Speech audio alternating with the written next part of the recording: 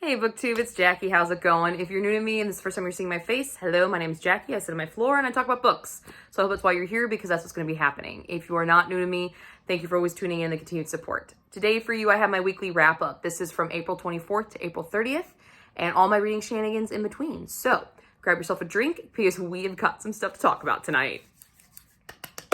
And we're going to start with Malice. So I am very happy to say that I completed this book. I left you guys off last Sunday having read only like 250 something pages, and I'm glad to say that I finished this book and I fucking loved this book. This thing was fan-fucking-tastic. It was excellent. Multiple POVs, and they're all interlinking, and there's twists and turns and betrayals and deaths and just, oh, so good. So good, all of it. And I am kicking myself that I took so long to read this book. And when I mean I took so long to read this book, I bought this book when Valor had just released. That is when I originally bought this book. So that is a long ass time that I've been holding on this book just because it was a pretty cover. And I'm happy to say that my fears are unfounded. This book is as good as its fucking cover, which makes me so happy. Yay. Oh, so fantastic. John Gwynne is phenomenal with this book, and this being his first work is just flooring me because his execution was perfect. All the multiple POVs, for a long time, they don't intersect at all, except in passing, but not direct. And when they actually start to directly meet up with each other, oh, it is so good. And we even have POVs that haven't even met up yet in the first installment. So I'm really looking forward to some of those when they get to meet up. And just the storyline. You have this god war that's coming, and it's going to be fought between the Black Sun and the White Sun. I can't exactly remember off the top of my head, but you have the two opposing forces, and I think I know who's who, but I'm not 100% sure. And I'm super happy about that because I already saw a twist in here that I didn't expect coming. Like, there's one guy in here that I was like, you're a douchebag from like get-go, and you learn that. But then you find out later that there's other douchebags in there. You're like, what? You're a bad guy? Oh, fuck. What? Oh, no. Such a roller coaster, but God, it's a fun one. It is awesome. There is battles, there's political intrigue, there's a little bit of romance. I mean, we're talking minuscule, but it still made me happy that it was there because it was so innocent and so sweet that it made me happy. And I was like, I like this. You have this dark, war-heavy, backstabbing, revenge, all the nasties book, and then you have this little bit of sweet little romance in there, and I just find it adorable. It's adorable. I love it. And it hits all the marks. It's even got animal companions that are brilliant. Oh, Storm. Love her. I love her so much. It totally makes up for the animal cruelty scene, that how much I love the one woven animal companion in this book. I love it.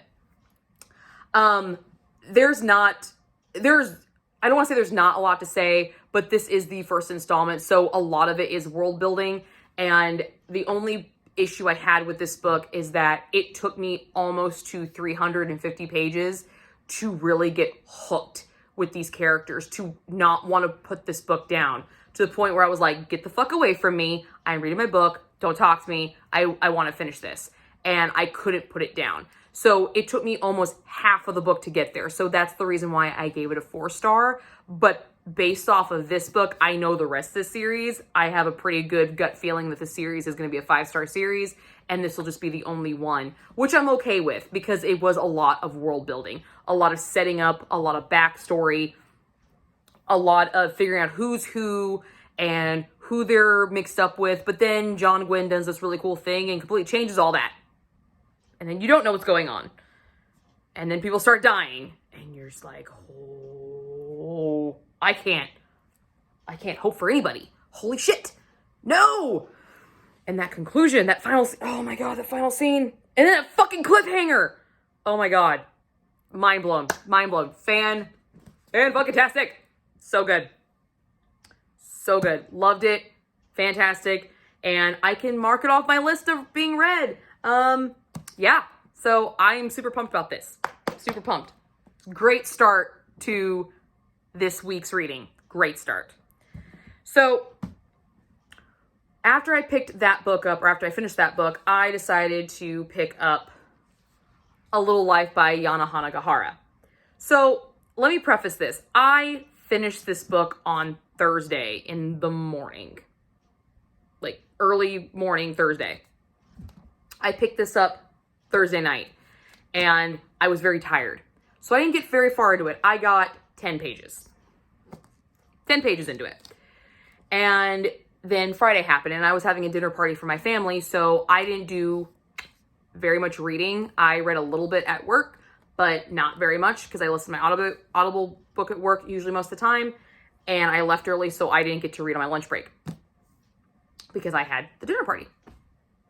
So I don't have much to say about this book. I have not DNF'd this book, but it is nowhere near complete because I'm only 10 pages into it. So I can't really say anything about it other than I'm 10 pages into it. And I'm kind of bummed that I did not complete my buzzword challenge for the month, but I'm still going to carry it over to next month and finish it. I have every intention of finishing it. I have not DNF'd it because it's only 10 pages in and I can't DNF a book on 10 pages. Not in good conscience. But I do know this is going to be definitely a book that I'm going to have to focus on because it is literary fiction and that genre tends to take more processing for me.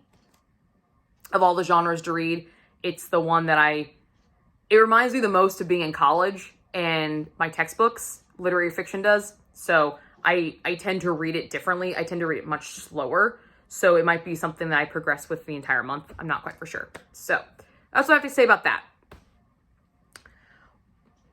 While at work during the week and during my times where I was doing laundry and cooking, I was working on my Audible book of A Tennant Wildfell Hall. I am 65% through on my Audible.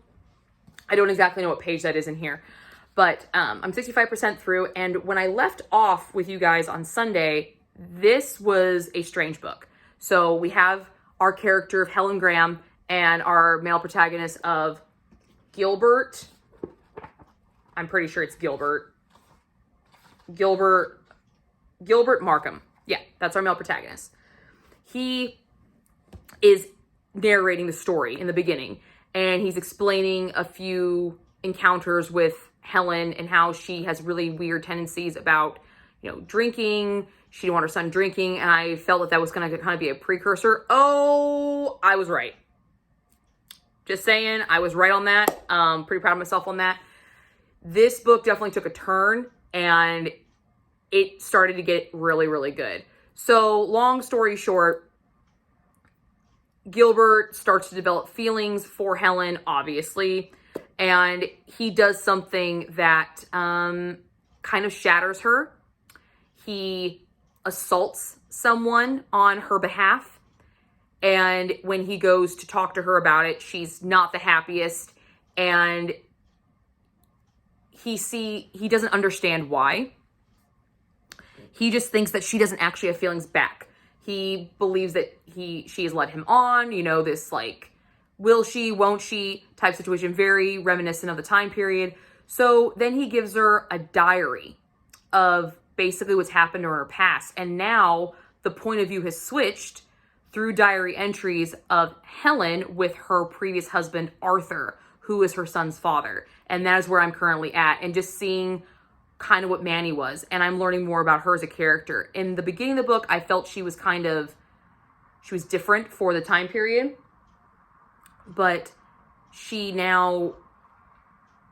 I kind of am starting to understand why. Because at one point in time, she wasn't. She was the typical woman that you'd see in Victorian literature at that time. And her husband's a douche. Straight up. He's a straight up asshole. He is verbally abusive. He gaslights the fuck out of her. And it is incredibly unbearable to listen to because it's just, that shit still happens today. He's never been physically abusive, but he's kind of verbally, and he puts her in positions to make her feel jealous, and she tries to fight back. She tries to stay strong the entire time, but yet she forgives him for stupid crap, and it's just like, oh, it's so unnerving. So this is where I'm at right now, and right now he's basically being a douche to her, and then he'll be super nice to her, and they'll be a douche to her, and I'm just like, oh my god, this is aggravating. So that's where I'm at right now. So the book is unnerving me, but in a good way. I am very interested. I'm very involved in it. So I'm excited to continue on with it. And I do plan on finishing it in this coming week. Because like I said, I'm 65% of the way through. And now that I'm like invested in it, I'm like, I want to know what happens. I need to know what happens. And I'm really glad this is the first time I've ever read this book.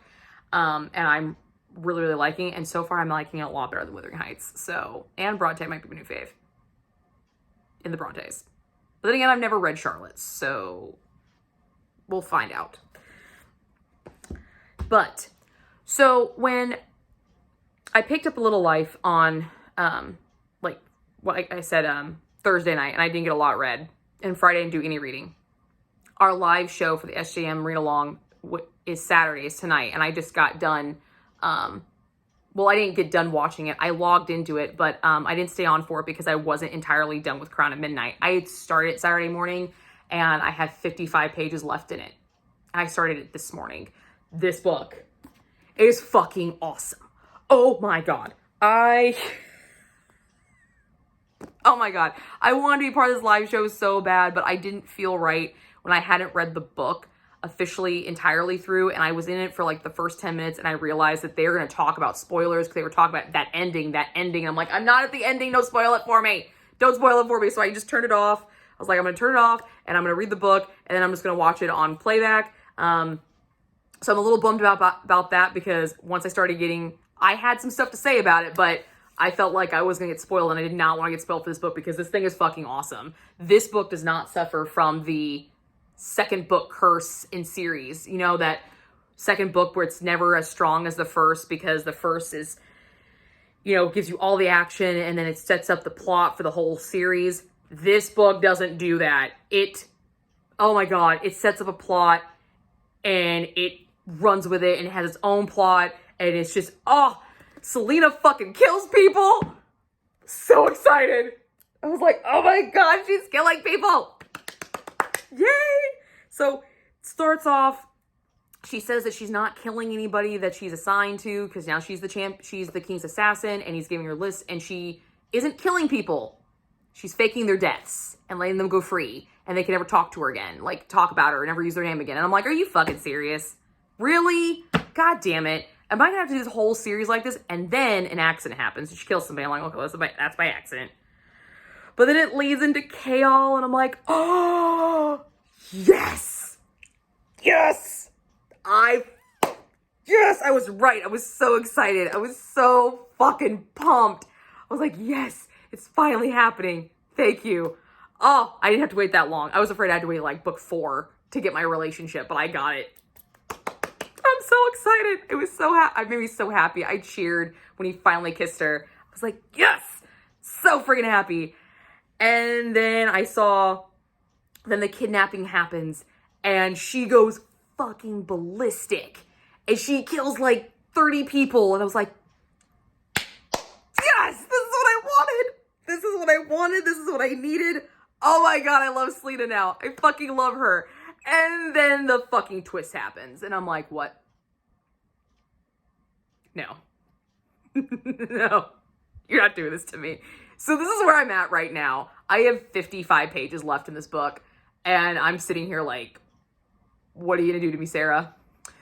What you gonna do to me? Like, you just gave me what I wanted, and now you just took it away. It's like, you just gave me my favorite present and said I couldn't play with it anymore. The fuck are you doing? Don't do this to me. Please, dear God, don't do this to me. I can't. My heart can't take it. I can't. I can't. I'm Team Chaol. Please don't take it away from me. But I'm pretty sure it's never going to happen again, and I'm super upset about it. Because I don't want her with Dorian. I just don't. I got the romance. He just understands her so much better. And I'm just like, no. But that's where I'm at with this, and it's fantastic. Oh, I feel like this is going to be a 5-star book. I don't want to give it a 5-star right now because it's still 55 pages, and with what she did in like 20 pages, she might completely fuck this whole book. So I don't know. I don't know what's going to happen, but I'm planning on finishing it tonight. As soon as I get done filming this, I am finishing this bad boy so I can talk about more of my wrap-up, so you'll find out more about it in my wrap-up. But yeah, fucking loved it. I'm fucking loving it right now. So good. Super excited. Yeah. So that's my reading plans, or my reading experiences for this last week. I had a kick-ass read with Malice.